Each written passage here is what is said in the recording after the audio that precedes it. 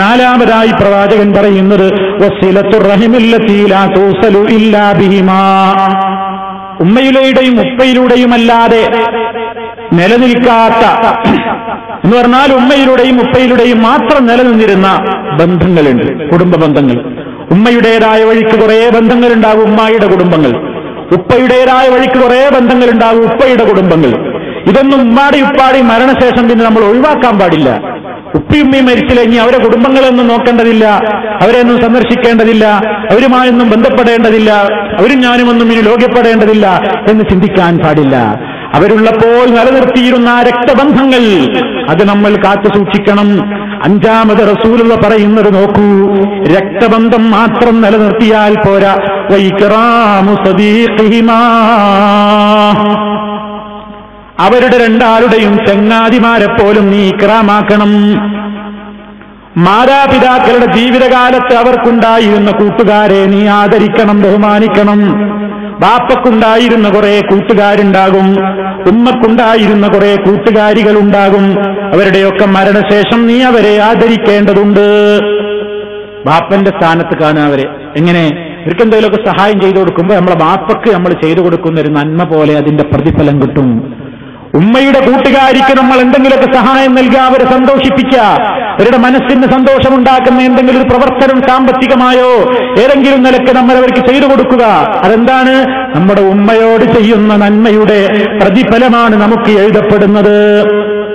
നിങ്ങൾ നോക്കൂ, ബാപ്പയുടെ സ്നേഹിതനായിക്കൊള്ളുന്നില്ല, ബാപ്പാന്റെ സ്നേഹിതന്റെ മകനായാലും ബഹുമാനിക്കണം എന്നാണ്. ബാപ്പന്റെ സ്നേഹിതനും കൂടി ആവണ്ട, സ്നേഹിതന്റെ മകനെ കണ്ടാലും ആദരിക്കണം എന്നാണ്. മഹാനായ ഉമർ ഖത്താബ് റളിയല്ലാഹു അൻഹുവിന്റെ മകൻ അബ്ദുള്ള, അദ്ദേഹം ഒരു യാത്രയിലാണ്. ആ യാത്ര ചെയ്തുകൊണ്ടിരിക്കുന്ന അവസരത്തിൽ അദ്ദേഹം എതിർവശത്ത് നിന്ന് ഒരു അയറാബി കടന്നു വരുന്നത് കാണുന്നു. ആ ഹദീസ് നമുക്ക് വളരെ കൃത്യമായി സ്വഹീഹ് മുസ്ലിമിൽ നമുക്ക് കാണാം. അബ്ദുല്ലാഹി ഇബ്നു ഉമർ റളിയല്ലാഹു തആല അൻഹു യാത്ര ചെയ്യുകയാണ്. അദ്ദേഹത്തിന്റെ വാഹനപ്പുറത്ത്, അദ്ദേഹത്തിന്റെ വാഹനം വന്നൊരു കഴുതയാണ്. ഇന്നിപ്പോ കാറൊക്കെ ഉണ്ടല്ലോ, അന്ന് കഴുതപ്പുറത്ത്, ഒട്ടകപ്പുറത്തും കുതിരപ്പുറത്തൊക്കെയാണ് യാത്ര. അപ്പൊ ഈ കഴുതപ്പുറത്ത് ഇങ്ങനെ യാത്ര ചെയ്തുകൊണ്ടിരിക്കുമ്പോഴാണ് എതിർവശത്ത് നിന്ന് ഒരു ഗ്രാമീണനായ മനുഷ്യൻ, ഒരു കാട്ടറവി, കണ്ടാൽ 5 പൈസക്ക് വകല്ലാത്ത ഒരാള് ഇത് കടന്നു വരികയാണ്.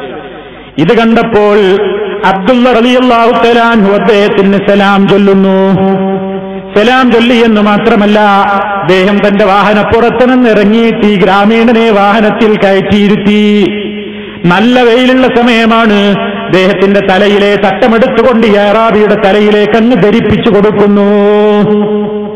ഈ രംഗം കാണുകയാണ് കൂടെയുള്ള ആളുകൾ. അവർ ചോദിച്ചു, അബ്ദുള്ള അസ്ലഹക്കല്ലാ ഇന്നഹുമുൽ അഅറാബ് വഹും യർദൂന ബിൽ യസീർ. ഓ അബ്ദുള്ള, ഇവര് ഗ്രാമീണരായ ഈ കാട്ടറബികൾ, അവർ ചില്ലറ കൊടുത്താൽ തന്നെ തൃപ്തിപ്പെടുമല്ലോ, നിങ്ങളെന്തിനാ ഇങ്ങനെയൊക്കെ ഇവരെ ഇക്രാമാക്കുന്നത്?